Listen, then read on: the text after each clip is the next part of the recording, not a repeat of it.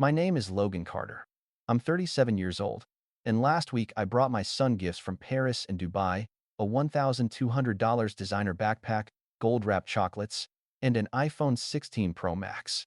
After dinner at my sister's house, they were gone. When I asked, she smiled and said, Mason liked them more. So I gave him everything. My son's face froze mid-breath. The air tasted like metal. I didn't yell. I just stood there, realizing something heavier than theft had happened. But what they didn't know was, before I continue, tell me where you're watching from. And hit like and subscribe if you've ever been betrayed by family, the kind that smiles while taking what's yours. Because this isn't just about a stolen backpack or a phone. It's about what happens when you finally stop apologizing for saying no. I grew up in a house where fairness was a suggestion, not a rule. My sister Bree learned early how to tilt the scale, and my mother Evelyn made sure it stayed that way. I was the quiet kid who counted everything: chores, compliments, and how often the good pieces of chicken landed on her plate, not mine. I remember one night when I was 9. Dinner smelled like garlic bread and exhaustion. Dad had come home from his shift at the factory, grease still under his nails. Mom slid a bigger spoonful of mashed potatoes onto Bree's plate. She's growing, she said. I looked down at my smaller portion and said nothing. Dad didn't notice. He was too tired to referee. That was the first time I realized silence doesn't mean peace. It just keeps the noise inside you. At school, the imbalance followed me. Bree was the girl teachers liked: neat handwriting, soft voice, practice smile. I was the kid who finished projects for both of us because Mom said, "You're good with details." I was. I still am. Details are how I survive. When I turned 16, I got my first job at an electronics store, the one I eventually managed years later. Bree didn't work. She said retail was too depressing. She borrowed my paycheck instead, just until Friday, she promised. Friday came and went like clockwork, and the money never returned. Mom's excuse was always the same. She's family, Logan. You'll understand when you're older. I got older. I didn't understand. By college, I was the one who sent money home. Bree had trouble with tuition. Mom mailed me a thank you card written in Bree's handwriting. I recognized it instantly but said nothing. I thought helping was what good sons did. The word boundaries didn't exist in our house. The word debt did, and somehow it always had my name on it. Years later, Dad got sick lungs from the factory air. I paid most of the hospital bills because Bree was still getting back on her feet. When he died, his will listed one line that changed everything. To my daughter Bree, the house. To my son Logan, the tools. I laughed at the irony. The man who spent his life fixing things left me the burden of always fixing everyone else. I used those tools to fix Bree's sink, her car, her broken promises. The pattern stuck. After college, I stayed in the city and climbed from cashier to store manager. Bree stayed close to Mom and built a small world of excuses. When her son Mason was born, I became the emergency contact. She said it was flattering. It wasn't. It was insurance. There was one memory I can't shake. Mason was 6, Noah was 5. They both wanted the same toy truck during a family barbecue. Noah handed it over first, polite. Bree laughed. See? Noah's a sharer. Mason took the truck and ran off. Mom looked proud. That day, I saw the beginning of the same hierarchy repeating itself: my son learning to give, hers learning to take. I told myself it was just a phase. It wasn't. Time moved in receipts and paychecks. I married Erin when I was 26. She was calm where I was rigid, warm where I was cold. We had Noah a year later. Then retail hours, missed anniversaries, and exhaustion turned our marriage into polite silence. Divorce came quietly, no yelling, just signatures. We agreed on shared custody. Noah spends 1 week with me, 1 with her. She says I'm the responsible one. Sometimes it sounds like a compliment, sometimes like a curse. I manage a store now. I handle returns, fraud claims, and every version of "it's not my fault." Maybe that's why I collect receipts, proof that things happen the way I remember. Paper doesn't gaslight you. When my district offered a trip to Europe for a vendor conference, it felt like a reset button. First time off this continent. I told Bree and Mom during Sunday dinner. Mom said, "Lucky you." Bree said, "Bring something nice from Paris." I laughed, thinking she was joking. I should have known better. Paris was gray and perfect. I stood by the Seine and thought about how small my life looked from another country. I bought a keychain, shaped like a sneaker for Noah, because it reminded me of the way he drags his feet when he's pretending not to care. Dubai was sunlight made of money. I walked into a boutique, just to look. The clerk wrapped the backpack like art. I swiped my card and didn't flinch. I knew I couldn't justify it, but I didn't want to. I wanted to see Noah's face. I even bought gold foil chocolates that melted if you held them too long, fragile luxury. Then, the phone. The one he never asked for because he knew my rule. No flagship models, not yet. I bought it anyway. Maybe guilt disguised as generosity. Maybe love trying to repair itself. I told myself it was just a gift. I didn't know it was a test. When I got back from Dubai, the first thing I did was call Noah from the airport. His voice cracked through the speaker, sleepy but bright. "Did you bring me something?" he asked, pretending not to care. I said, "Maybe." He said, "Then hurry up, Dad." That small grin in his tone was worth the jet lag. Bree texted that same night, "You should have dinner here when you're back. Mom misses you." It sounded almost kind. I didn't know it yet, but she was setting the table for something else. A week later, I stood on her driveway holding 3 gift bags like a fool. The air smelled like chlorine from her new backyard pool and lemon cleaner from the house she loved to brag about. Mason's sneakers were scattered across the porch. I knocked. Bree opened the door with that bright smile that always means trouble. "Look who's back from Paris," she said. Mom was already inside, fixing the same casserole no one ever eats. Noah trailed behind me, hands stuffed in his hoodie pocket, trying to hide how curious he was. "Go on," I told him. "Put your stuff down." Bree's kitchen gleamed white and spotless. Everything in her house looks like an apology she never plans to say out loud. Dinner started normal enough. Bree gave me a tour of her new backsplash glossy tiles she called timeless. I nodded. She always wanted approval, like it was currency. Mason bragged about his sneaker resell drops. I smiled politely, knowing he still owed me for the shoes he accidentally bought on my Apple Pay months ago. Mom kept asking, "Did your company really pay for all this travel?" Like generosity was a sin. I placed the gifts on the sideboard, the backpack in its black box, the chocolates in gold wrapping, the phone still sealed. "That's for you," I told Noah. He blinked, confused. "For me?" "All of it," I said. He touched the backpack strap like it might disappear. Bree laughed lightly. "Wow, must be nice, huh, Mason?" It was a noise I didn't like, the kind of laugh that always ends with someone taking something from you. I left the room for 3 minutes to help with dishes. Bree waved me off with a towel. "You're a guest," she said, like I hadn't fixed her dishwasher last month. When I came back, the sideboard was empty. "You know the rest." The question, her smile, the words that split the room. Mason liked them more, so I gave him everything. But what I didn't say that night was how familiar that moment felt.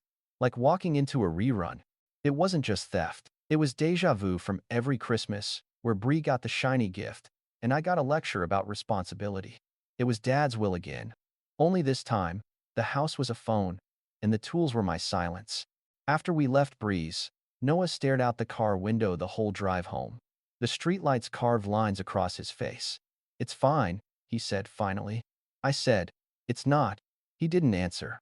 I saw his reflection in the glass, a boy trying to look older than he felt. That silence hurt worse than shouting ever could. That night, I sat at my kitchen table surrounded by receipts. Every one of them crisp and dated: the backpack invoice, the chocolate order, the phone with its IMEI code. Proof that I wasn't crazy. Proof that this happened. When I was a kid, Dad used to say, "You can't fight family without losing." He meant it as a warning. I think about that now, and I realize he was wrong. You don't lose by fighting. You lose by pretending everything's fine while they take what's yours. The next morning, my phone buzzed, nonstop texts from Bree and Mom. "Let's not blow this up. Mason feels terrible. It's just things."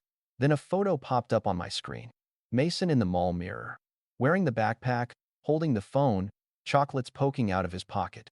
Caption, "Auntie spoil me." It was the kind of post that felt like a slap disguised as a selfie. I saved the photo. Then I stared at my stack of receipts. Paper, ink, evidence. For years, I'd used them to balance inventory, to prove truth at work. That night, for the first time, I realized they could balance something else: power. That was the moment I decided this wouldn't be another story where Bree got to rewrite the ending. I didn't know exactly how yet, but I felt something click inside me. The same steady rhythm I get when I'm at work when a customer lies, and I know I've got the documentation to prove it. Calm, precise, unapologetic. Noah came out of his room, phone in hand. "Dad," he said, "what are you gonna do?" I looked up from the papers. What I should have done years ago. I told him. He frowned. Which is? Show them what boundaries look like. He didn't get it then. But he would. What I didn't know was that Bree wasn't done either. That before the week was over, she dragged Mom and half our family into a group chat to put me on trial.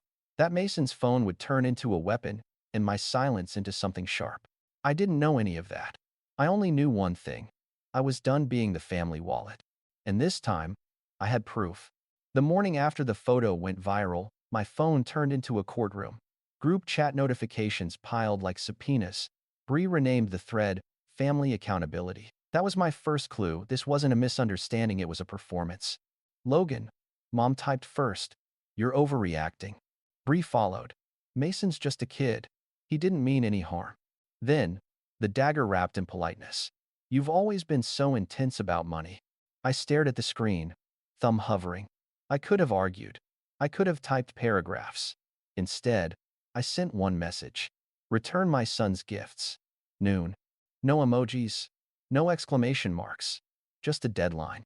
At 9:14 a.m., Mason posted another story, the same mirror selfie, but with a song playing underneath, a cocky beat about drip and owning it. The comments flooded with fire emojis and laughing faces. One kid wrote, "Isn't that your uncle's stuff?" Mason deleted it within minutes, but not before I screenshotted it. I'm a manager by trade. I track time, patterns, and proof. That morning, I opened my laptop and created a folder, Incident, Family, Theft. I wasn't angry. I was operational.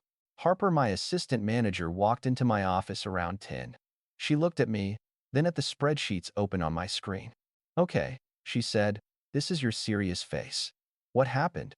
"Family fraud," I said. She blinked. "Like, actual fraud?" I told her about the phone, the bag, the post. Her mouth dropped. "And you're not?" She started. "Yelling?" "No," I said. "I'm filing." She nodded slowly. "Good. Just don't use your work credentials for anything personal. You want clean lines." That's Harper, pragmatic to the bone. "I know," I said. "I'll go through consumer channels. Just policy." When I got home that night, Noah was sitting at the kitchen table, scrolling. His face looked older in the blue light. "They're saying you're crazy," he said quietly. "Who's they?" I asked. "Grandma. Aunt Bree. She said you're threatening the family over a misunderstanding." I laughed. It wasn't a nice sound. "I'm not threatening," I said. "I'm clarifying." Noah set his phone down. "Dad, do you think Mason's scared?" "Of me?" I said. "He should be scared of consequences. That's different." At 10:32 p.m., Bree texted again. "You're embarrassing yourself." "Mom's crying. Mom's crying. Just drop it." I ignored her. Instead, I checked the activation log of the phone using the carrier's public form. It pinged active under a new Apple ID. I printed the timestamp, attached it to my receipt, and placed it in the folder. Facts don't argue. They wait. The next morning, something new arrived in my inbox, an email from a wholesale club where I supposedly had a Family Plus credit plan. I hadn't signed up for it. The secondary account name, Bree Walker. Social security number. The first 5 digits matched mine. My stomach dropped. I drove to the store myself. The clerk, a bored teenager, looked at me like I was paranoid. I handed him the printout. "I need this canceled. Immediately." He clicked, frowned. "It's been active since June," he said. "Used twice." "What for?" "Home goods. Furniture set." Of course. Bree had posted photos of a new patio set in July, same time frame. I didn't confront her. Not yet. Instead, I went home and added another document to the folder. Fraud, light version. It wasn't about the money anymore. It was about the pattern, the family reflex of using me like a credit card that doesn't talk back. That evening, Mom called. Her voice had that soft syrup tone she uses when she's manipulating. "Sweetheart, you're not really going to involve the police, are you?" "I already did," I said. Silence. Then the sigh. "Logan, this will break the family." "It's already broken, Mom," I said. "I'm just writing down how." She hung up on me. At work the next day, Harper peeked in again. You okay? Better, I said. You ever notice how quiet it gets after you decide you're done explaining yourself? She smirked. Yeah, that's the sound of peace. I thought the noise was over. I was wrong. That afternoon, Bree started her next move. She added half our extended family to the group chat: uncles, cousins, even Aunt Lila. Then she wrote, "We're worried about Logan. He's making threats over a phone." Within minutes, replies flooded in. "He's always been high-strung. Let it go, Logan. Kids share things." Then one message stood out, quiet but different. It was from Aunt Leela. Sharing means asking first. That was the first time someone besides me pushed back. It felt small but seismic. At 11 a.m., Bree texted me directly, "You're really doing this? You'd humiliate your nephew over stuff?" I wrote back, "Over respect." Then I waited. By noon, I still had no response. Just one new ping: a live notification from Mason's account, going live from the mall. "Thanks for watching." I clicked. The screen filled with his grin and the backpack strap across his chest. "New daily driver," he said, spinning the phone toward the mirror. Bree's voice was faint in the background. "Don't gloat, honey." I almost laughed. The hypocrisy was cinematic. I closed the stream. I didn't need to watch the rest. I already knew when I'd end it. And I already had the tools. When I woke the next morning, the group chat had evolved from drama to propaganda. Bree had changed the name again: Family Unity. That's what manipulators do. Rename the mess so it sounds noble. Mom was posting Bible verses about forgiveness. Bree added crying emojis. Mason posted a photo of pancakes captioned "Breakfast of a King." I saw the backpack shadow in the corner of the frame. I didn't respond. I made real pancakes for Noah instead. He ate in silence, cutting each one like he was afraid of breaking something delicate. "They think you're gonna get arrested," he said quietly. "Good," I said. "Fear's the first step to learning respect." He gave me a look that was half confused, half proud. I smiled at him. "Don't worry, kid. Nobody's going to jail. Not for telling the truth." At 9 a.m., Erin called. Her voice was calm but sharp. "I saw the posts. Is Noah okay?" "He's fine. He just doesn't know how to process family betrayal before school." "Then maybe skip the war metaphors," she said. "You're scaring him." I rubbed my forehead. "I'm not fighting, Erin. I'm documenting." "You sound like your dad," she said softly. That one hit deep. My father's way of solving problems had been a belt and a lecture about gratitude. I'd promised myself I'd never sound like him. After we hung up, I sat at the table, folder open. The papers looked almost holy in the morning light. Proof, lined up like commandments. At 10:12, a new message from Bree. "If you do anything to that phone, you'll regret it." That was when the calm part of me, the retail manager who handles irate customers with a smile, clicked on. I typed back, "Deadline stands." By 11, Mom called again.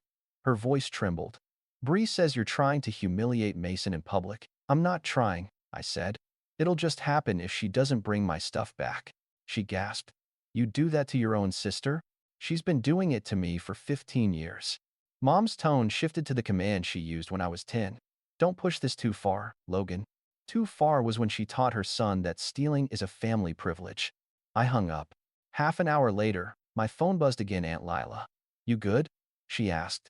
"As good as I can be." "She tried to pawn the bag this morning," Leela whispered. "Guy at the shop called me. He's a friend. Said a flag popped up when he scanned the serial." I leaned back, breath leaving me slow. "She's really that bold, or that stupid," Leela said. "Either way, you've got her attention now." At 11:45, Bree texted one more time. "You wouldn't dare." At noon, I dared. I sat at my desk, filled out the consumer block form on the carrier's website, attached the receipt and the IMEI number, hit submit. The confirmation email pinged, "Processing request." Then I emailed loss prevention, CC'd myself, and attached everything: receipts, screenshots, timestamps. I kept it clinical. No adjectives, no emotion. 5 minutes later, Harper walked in. "You look lighter," she said. "I just hit send," I said. She grinned. "Guess we'll see fireworks soon." At 1:27 p.m., the phone rang. Unknown number. I let it go to voicemail. Then a text. "You bricked his phone? He's crying at the mall. Bring it back up now." It was Bree. I texted back one sentence. Bring my things. No response. Just a stream of messages afterward. Caps, threats, insults. I muted them. Noah came home from school around 3. He saw my face, then his. Did you? Yeah, I said. It's handled. He nodded slowly. Was it bad?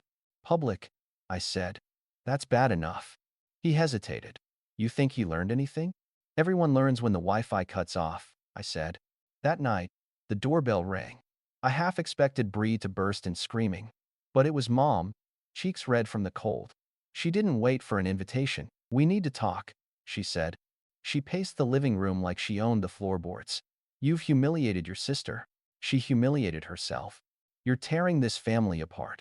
It was already torn, I said. I just stopped taping it back together. She sighed. The kind of sigh meant to make me feel like the villain. You think this will make you happy? No, I said. But it'll make me free. She didn't answer. Just looked at Noah standing in the hallway, watching everything, learning what it means to draw a line. When she left, the apartment felt still.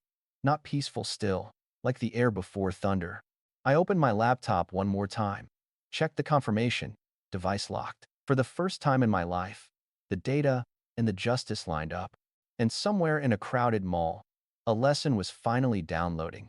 The night after the phone locked, my apartment felt too quiet. Every tick of the wall clock was a reminder that somewhere, a storm was building. I didn't have to wait long to hear it hit. At 10:06 p.m., my phone started buzzing nonstop, unknown number. Then Bree's contact photo, her grinning face from a decade ago, back when we still pretended to like each other. I let it ring twice, then answered. What the hell did you do? She hissed. I could hear a food court crowd behind her. Mason sniffling in the background. His phone's dead. He's humiliated in front of his friends. You broke it. No, I said calmly. I fixed something. You're sick, she snapped. Do you know what you've done to him? He's crying in the car. Then maybe he'll remember this moment next time he takes something that isn't his. You sound like Dad, she spat. The words cut like glass. I closed my eyes. Funny. I thought you'd like hearing from the responsible one. She gasped like I'd slapped her. You're unbelievable. You do this over a phone? Not over a phone, I said quietly. Over respect. Then I ended the call. At 1:33 a.m., the headlights flashed through my window.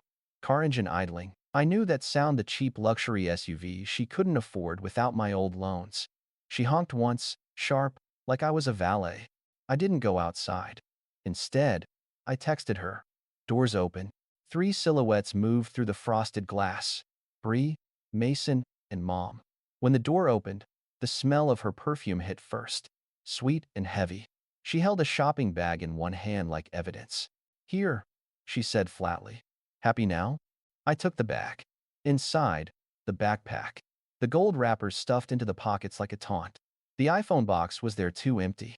Where's the phone? I asked. Bree's chin lifted. In the car. Bring it, I said. She crossed her arms. You're being ridiculous. Bring it. She turned to Mason. Go get it. He shuffled out and came back holding the phone like it was radioactive. Here, he muttered, eyes on the floor. I placed it on the table beside the paperwork. All my receipts, lined like soldiers. Sit down, I said. Bree blinked. Excuse me? Sit, I repeated. My voice wasn't loud, but it didn't need to be. Years of retail training had taught me that quiet control is louder than yelling. Mom tried to cut in. Logan, no, I said. You're both going to listen. Bree sat, arms tight across her chest.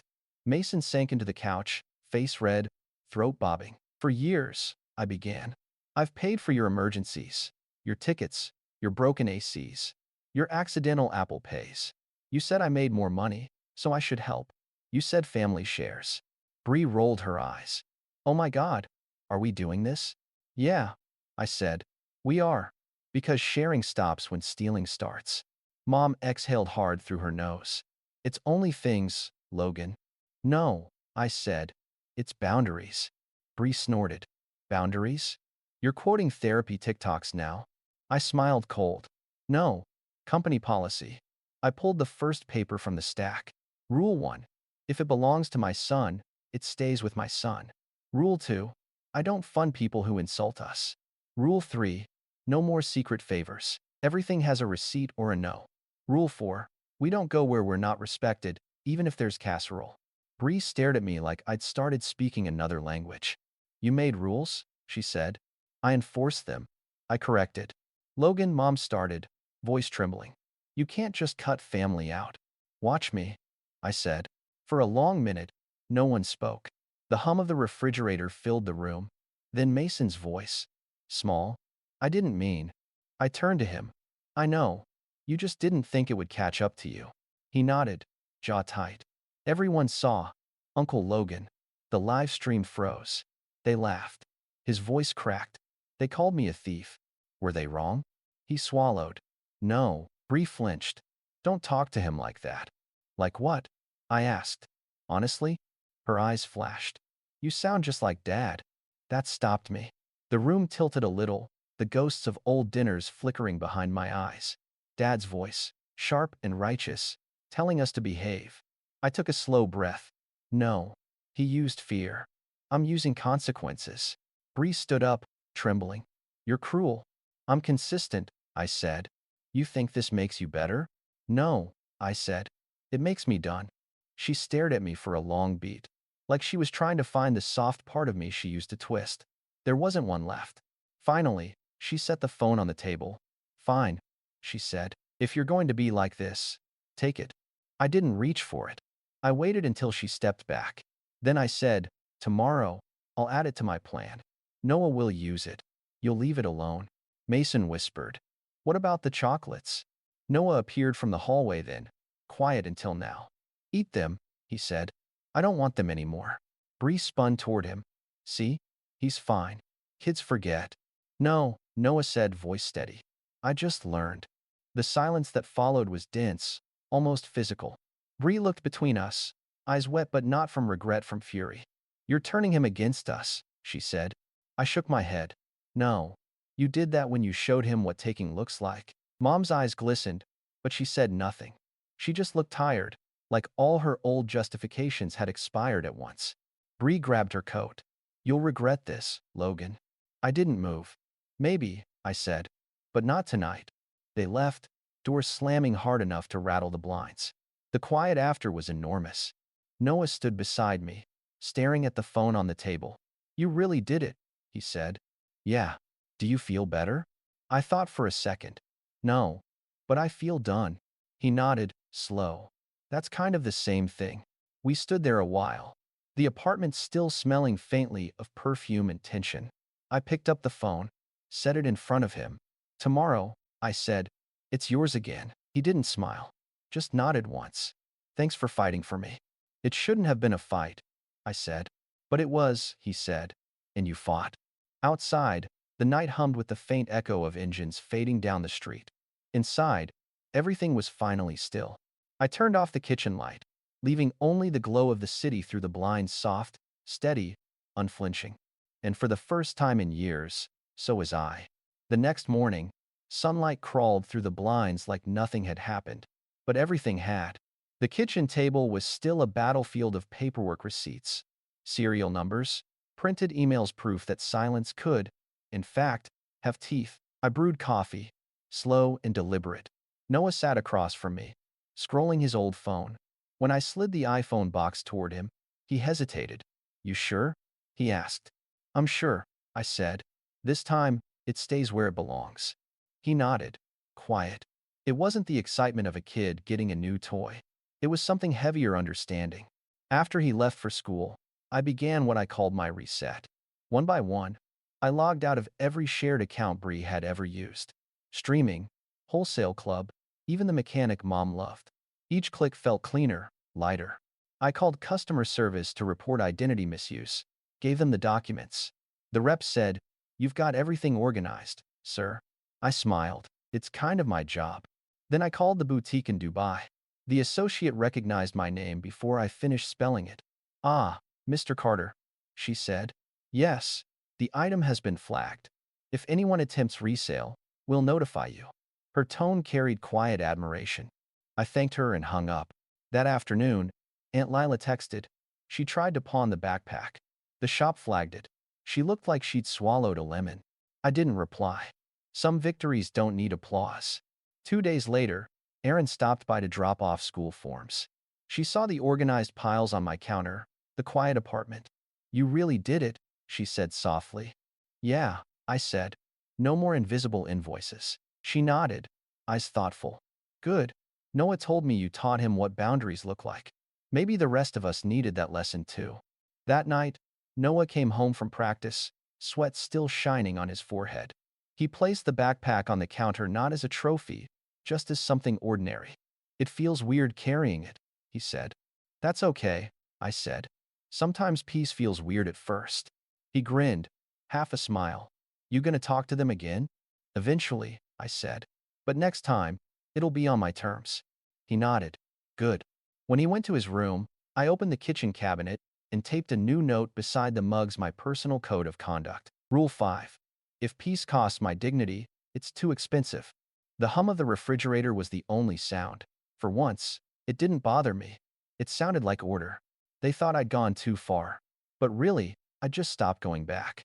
And I hadn't even shown them everything I could do. Not yet.